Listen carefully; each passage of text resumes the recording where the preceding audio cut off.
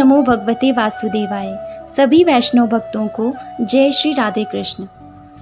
श्रीमद् भागवत महापुराण का प्रथम श्लोक है सच्चिदानंद रूपाय विश्वोत्पत्त्यादि हेतवे तापत्र विनाशाय श्री कृष्णाय वयम नुमः।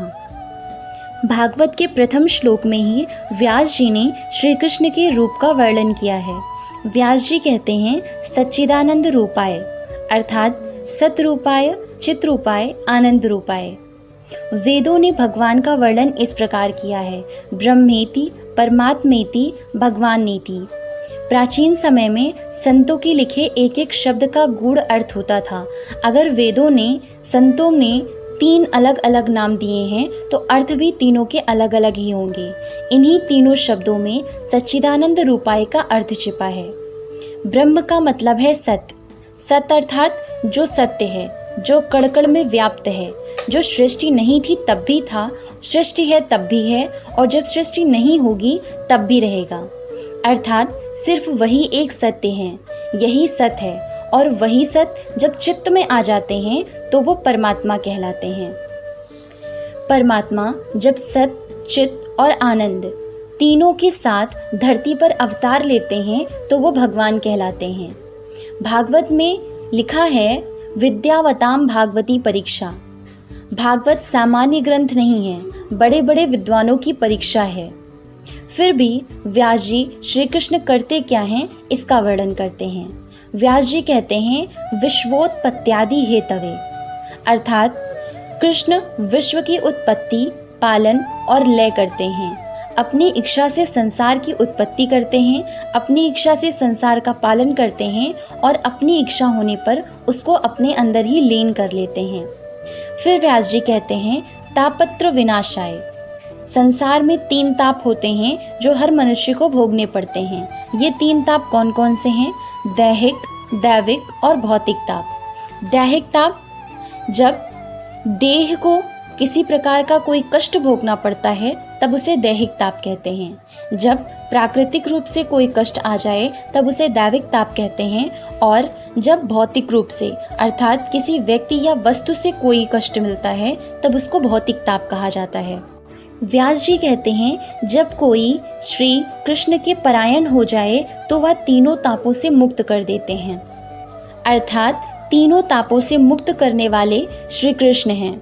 श्री कृष्णाय वयम नुमः। व्यास जी कहते हैं श्री कृष्णाय वयम नुमः, अहम नहीं वयम नुमः। अर्थात भागवत अहम नहीं बल्कि वयम का शास्त्र है। सब मिलकर उन श्री कृष्ण को प्रणाम करते हैं जिन्हें अर्थात भागवत अहम से वहाँ वयम तक का मार्ग है। इस प्रणाम में वेदव्यास जी ने अकेले कृष्ण को प्रणाम नहीं किया है बल्कि श्री कृष्ण को प्रणाम किया है। श्री कृष्णाय वयम नुमः। श्री मतलब राधा रानी, राधा जी। और राधा के रहित अगर कोई कृष्ण को प्रणाम करता है तो वह प्रणाम भी अधूरा है, अपूर्ण है। जब राधा के बिना कृष्ण स्वयं अधूरे हैं तो प्रणाम भी अधूरा ही है। प्रणाम तभी पूर्ण होता है जब पूर्ण कृष्ण को प्रणाम किया जाए और कृष्ण पूर्ण तभी हैं जब उनके साथ राधा रानी निवास करती हैं। राधा उनकी आह्लादनी शक्ति हैं। इसलिए व्यास जी प्रथम श्लोक में ही राधा के सहित श्री कृष्ण को प्रणाम करते हैं। भागवत हमें 4 चीज़ देती है। भा अर्थात भक्ति, गा अर्थात ज्ञान, वा अर्थात वैराग्य और ता अर्थात त्याग।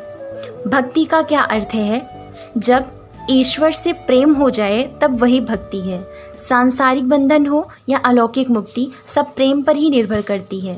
माता पिता से प्रेम वात्सल्य कहलाता है और वही प्रेम यदि गुरु से हो जाए तो वो श्रद्धा कहलाता है। वही प्रेम जब पत्नी या मित्र से हो तो वह प्रीति कहलाता है।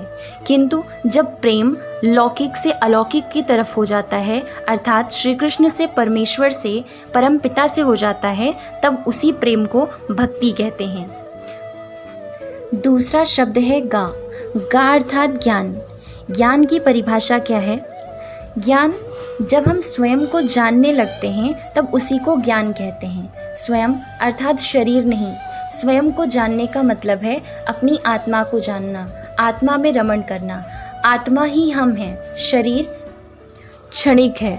जन्म मृत्यु से निकलकर जब हम अपने सही लक्ष्य अर्थात भगवत प्राप्ति को समझने लगते हैं तो इसी सत्य को समझना ही ज्ञान कहलाता है, जो कि भागवत से प्राप्त होता है। तीसरा शब्द है वा अर्थात वैराग्य। वैराग्य का मतलब आंतरिक मुक्ति। बाहर से कितना भी संसार को कर्तव्य के नाम पर पकड़ कर रखें, पर आंतरिक रूप से हमें मुक्त ही होना चाहिए। वैराग्य का अर्थ सन्यासी बनने से नहीं है। गृहस्थ भी वैरागी हो सकते हैं यदि वो बाहर से बिना मोह के अपने सारे कर्तव्यों का पालन करते रहें और अंदर से अपनी आत्मा में ही रमण करें और संसार से मुक्त होकर भागवत रहें। भागवत अर्थात भक्त। ता का अर्थ है त्याग। सत्य का ज्ञान मिलने लोगों से उनका ही संग करें और अंश मात्र भी जहाँ कुसंग हो उसका त्याग करें। अर्थात भागवत हमें सत का संग करना और कुसंग का त्याग करना सिखाती है। भागवत साक्षात श्री कृष्ण की ही शब्दमयी मूर्ति है। 12वें स्कंद में जब कृष्ण लीला समाप्त करके गोलोक धाम जा रहे थे तो उद्धव ने अश्रु भरे नेत्र से उनसे पूछा कि आपके बिना हम यहाँ धरती पर नहीं रह सकते, आपके सिवा हम कहाँ किसकी शरण में जाएं, और आप ही चले जाएंगे तो धर्म किसकी शरण लेगा। तो श्री कृष्ण ने कहा कि हर अवतार में लीला पूरी होने पर मैंने वैकुंठ धाम की यात्रा की, पर कृष्णा अवतार में अपना संपूर्ण ऐश्वर्य, संपूर्ण यश और स्वरूप भागवत में समाहित कर रहा हूँ और शब्दों से भागवत में ही वास करूँगा। भागवत साक्षात मेरा ही रूप है, मेरी ही शब्दमयी मूर्ति है। इसके प्रत्येक शब्द में मेरा वास रहेगा, इसलिए जो भागवत का दर्शन, श्रवण और अध्ययन करेगा वह स्वयं मेरा ही दर्शन करेगा और मेरे ही शब्दों को सुनेगा, मेरी भक्ति प्राप्त करेगा और अंत में मुझे ही प्राप्त होगा।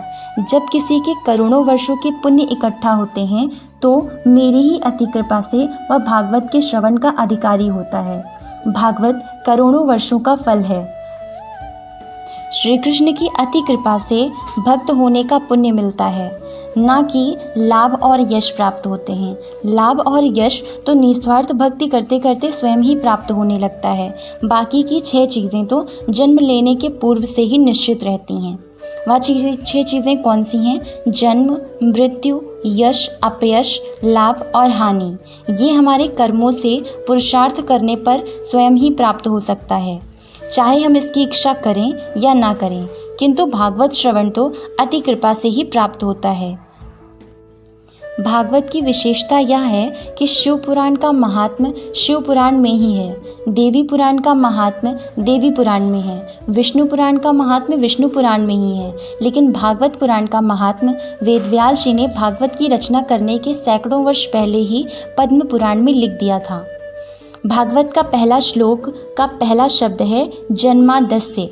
वेदांत का शुभारंभ भी इसी शब्द से होता है। इसका अर्थ यह है कि वेद ही भागवत है और भागवत ही वेद है। चारों वेदों का जो फल है वो भागवत है। वेद वृक्ष है और भागवत उसी का फल है। भागवत का अंतिम शब्द है परम, मतलब पूरी भागवत की यात्रा और लक्ष्य जो है वो जन्म से परम तक है। मतलब भागवत यह कहती है कि जन्म तो मिला है, लेकिन जन्म अकारथ ना हो जाए, इसलिए जन्म से ही उस परम सत्य परमात्मा को पाने का प्रयास करना चाहिए। मनुष्य शरीर मिलने पर समझ लेना चाहिए और उस परम को, परम सत्य परमात्मा को प्राप्त करने का साधन ही भागवत है। अगर जन्म मिला और मृत्यु हो गई तो परम नहीं मिला, तो जन्म लेना ही व्यर्थ हो जाता है। परमात्मा उस एक की तरह है जो कि धन, ऐश्वर्य सब कुछ पा जाने के बाद भी लाखों की संख्या में 5 शून्य का कोई अर्थ नहीं है यदि उसमें एक संख्या ना हो। उसी एक अंक को प्राप्त करने का, अर्थात उस परम सत्य को, परमात्मा को प्राप्त करने का साधन ही भागवत है, जो स्वयं श्री कृष्ण का स्वरूप है। ओम नमो भगवते वासुदेवाय। जय Shri Radhe Krishna. Like and subscribe the Kanha's Introvert Yogini and stay tuned for the next videos. जय श्री राधे कृष्ण।